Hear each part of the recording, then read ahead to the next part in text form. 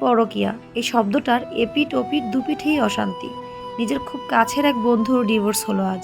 মনটা খুব খারাপ। সুন্দর একটা পরিবার চোখের সামনে শেষ হয়ে গেল। কারণ কি ছিল জানেন? পরকীয়া। প্রেম শব্দটার সাথে অনেকগুলো বিষয় জড়িয়ে থাকে, যেমন ভালোবাসা, শরীর মায়া, দায়িত্ববোধ, কাণ্ডজ্ঞান, ভরসা, অনেক কিছু। কিন্তু ধীরে ধীরে আমরা প্রেমের শরীর থেকে অন্যান্য উপাদানগুলো ছেঁটে বাদ দিয়ে দিচ্ছি। প্রেমকে অর্থনৈতিক সক্ষমতা আর শরীরের মধ্যে আটকে তাকে হালকা করে ফেলছি।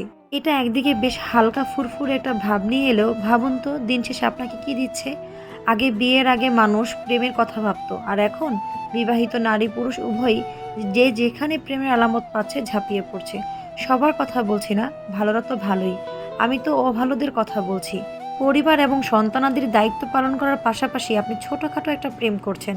হতে পারে সে আপনার সহকর্মী, হতে পারে ফেসবুক পরিচিত কেউ, অচেনা কেউ, আবার হতে পারে আপনার প্রাক্তন কোনো বন্ধু। আপনি পুরুষ হলে ভাবছেন স্ত্রীর অগোচরে এটুকু রিফ্রেশমেন্ট আপনি করতেই পারেন।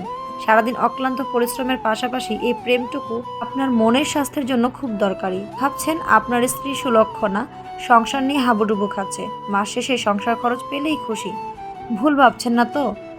যতটুকু প্রেম, মনোযোগ, সময়, ভালোবাসা আপনি অন্য কাউকে দিচ্ছেন, তার সবটুকুরই ঘাটতি জমছে আপনার স্ত্রীর ঘরে। জমা হচ্ছে শূন্যতা। মনে রাখবেন, জগতের কিছুই শূন্য থাকে না।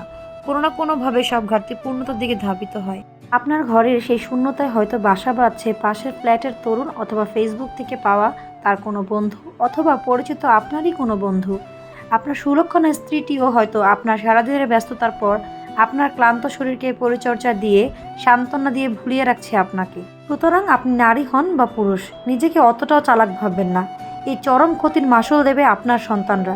নিজের পরিবারের প্রতি যত্নশীল হন। স্বামী স্ত্রীর প্রতি আর স্ত্রী স্বামীর প্রতি মনোযোগী হন। মন থেকে দূষিত প্রেম দূর করুন। বিবাহিত জীবন প্রেমময় করে তুলুন। প্রেমে সম্পর্কে দায়িত্বশীল হন, বিশ্বস্ত হন। নিজের ঘরে নিজেই চুরি করলে দিন শেষে লুজার আপনি।